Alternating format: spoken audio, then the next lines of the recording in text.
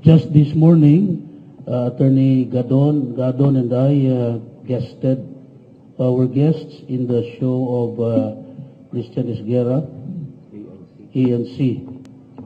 And together with him, Attorney Gadon, I confirmed my withdrawal of my communication with the ICC. That is the topic for which I am being present right here in this program.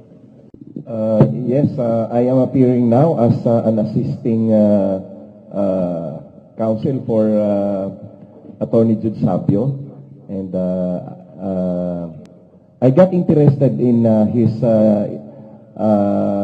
story of withdrawing the case filed against President Duterte for so-called or alleged violation of human rights, because this is just a political propaganda. We found out that this is a political propaganda, and this is also connected to the story of Bicoy, Peter Advincula, on his ang totoong narco list video series, and also connected to the incident of kidnapping and illegal detention by ex-Senator Trillanes and Father Alejo and other personalities of the Liberal Party, and that this is connected as part of the grand design to destroy the image of President Duterte, and that is why I am interested in the statement of Attorney JUDE SABIO. Okay. All right. So when did you file the criminal complaint against President Rodrigo Duterte? I filed that communication on April 24, 2017. I personally went to the International Criminal Court in The Hague, Netherlands.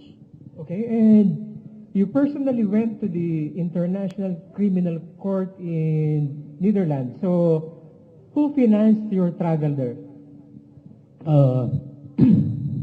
At the time, I was in active collaboration with Senator Trillanes and his group, the Magdalo, and they paid for my hotel and my airplane ticket round trip.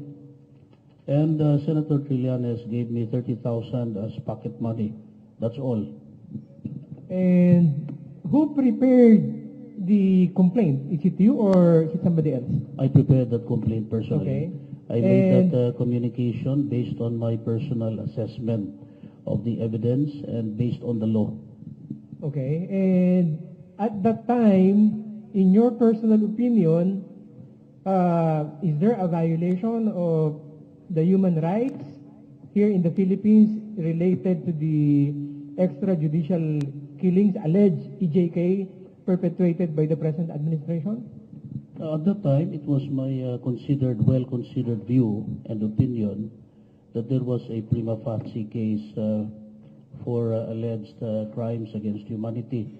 That is based on my assessment of the evidence, especially the testimony of Edgar Matubato and Arturo Las Cañas.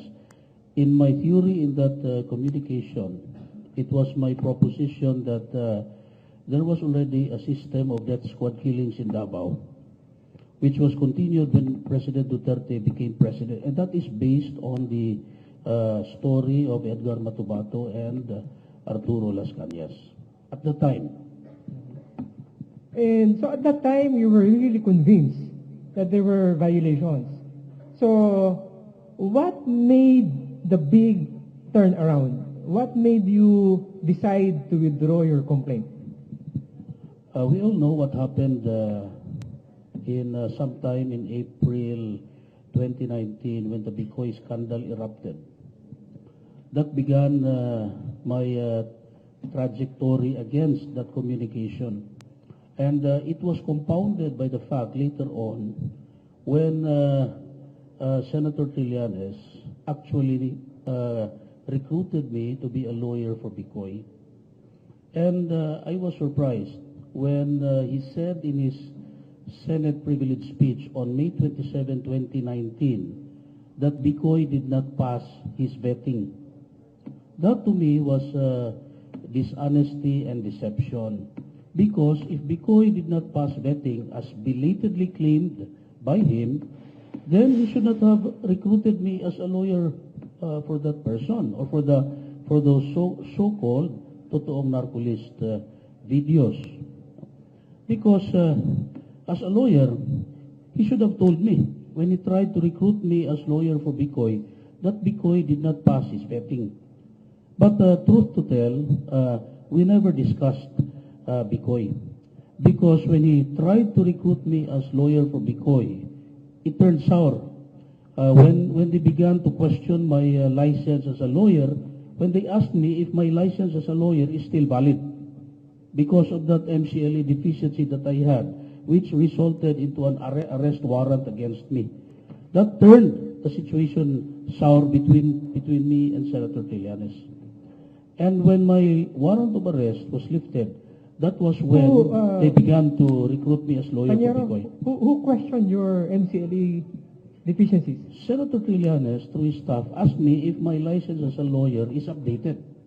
And we know as lawyers, Paniero, that our license is lifetime. We do not renew our license like a driver's license. No?